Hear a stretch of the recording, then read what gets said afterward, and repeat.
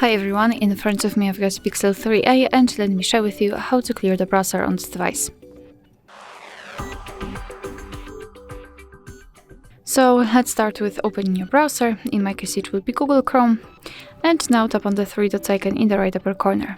Now let's tap on delete browsing data, and here we've got some basic options, so previously opened websites, tabs and cookies, cache and other site data.